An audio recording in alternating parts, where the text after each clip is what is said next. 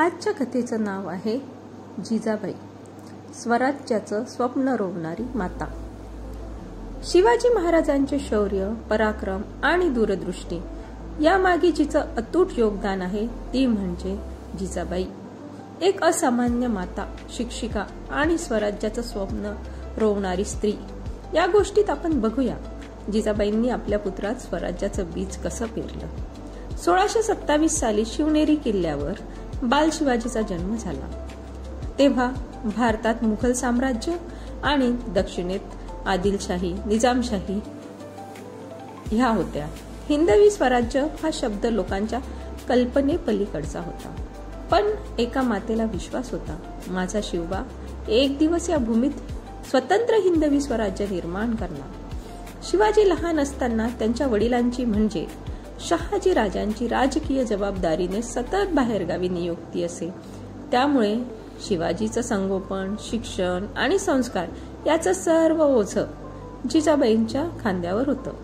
जिजाबाईंनी शिवाजीला केवळ धर्माचं शिक्षण दिलं नाही, तर नीती, न्याय, शौर्य, पराक्रम आणि लोककल्याण यांचंही भान दिलं. रात्री झोपताना त्यांनी रामायण, महाभारत, गीता, भागवत, संत तुकाराम व ज्ञानेश्वरांच्या ओव्या सांगत स्वराज्याचं स्वप्न शिवाजींच्या मनात खोलवर रोवलं. एकदा लहानग्या शिवाजींनी विचारलं, आई, आपल्या लोकांचं इतकं दुःख का?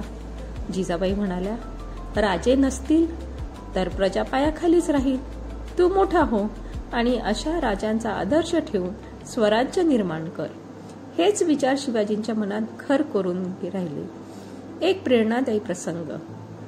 शिवाजी महाराज जेव्हा 14 वर्षाचे होते, एक दिवस त्यांनी बाजीराव भोसले यांना सांगितलं, आपण गड किल्ले जिंकायचे. बाजीराव हसले आणि म्हणाले, राजा व्हायचं स्वप्न फार मोठं आहे. तेव्हा शिवाजी म्हणाले, हे स्वप्न नाही, हे माझ्या आईचं स्वप्न आहे. ती म्हणते हे स्वराज्य निर्माण व्हायलाच हवं. त्यांच्या या शब्दामागे जिजाबाईंचा विश्वास होता.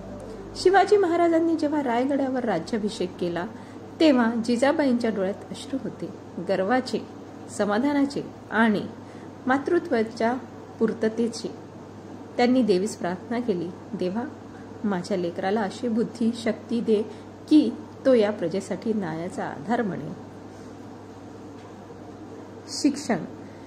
एका आईचं स्वप्न, तिची श्रद्धा आणि तिच्या मुलाला दिलेले संस्कार इतिहास घडवू शकतात. जिजाबाई फक्त आई नव्हत्या, त्या एक गुरु, एक तत्वज्ञानी मार्गदर्शक आणि स्वराज्याच्या कल्पनेला मूर्त रूप देणाऱ्या प्रेरणास्त्रोत होत्या.